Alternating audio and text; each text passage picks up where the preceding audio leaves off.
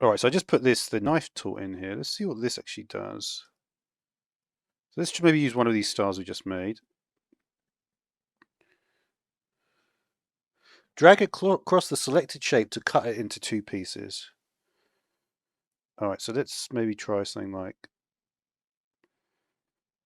that. It looks like it's kind of like a lasso tool.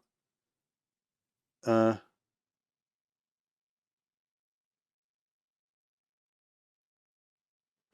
then basically that means you can just change the color, right? So that way you could just change the color of a certain part of the shape.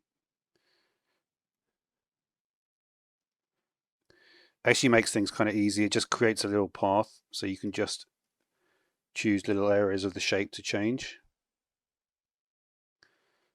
So that's kind of cool, right? Now the hand tool, is that still H? Yeah, it is. So the hand tool, but if you hold down Alt, it will go smaller. Space you can move. It puts the hand tool on and stuff like that. Yeah, I do like Control 0 though. That is always a good one. So here's an interesting thing. When the type tool is active, I can still use the space. But if I have the type tool in the text, yeah, you can't press space then.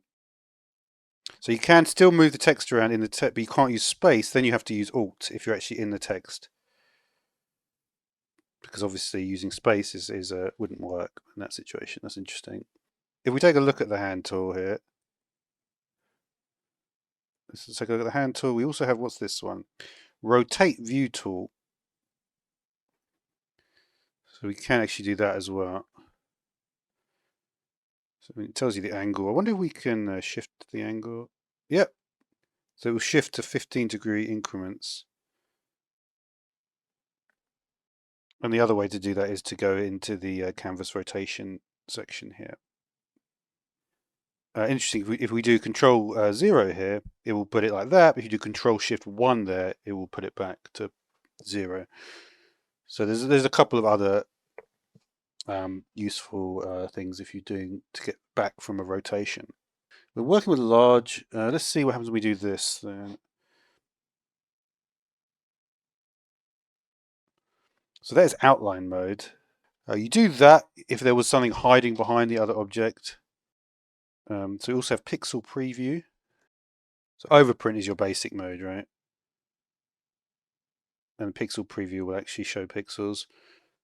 Because obviously, it's kind of interesting because obviously vector, these will all be vectors, right? So for instance, if we put this one, it goes up. How big does that go? That's ridiculous. So this star, if we go to say, we'll do 400, and then we go to pixel preview.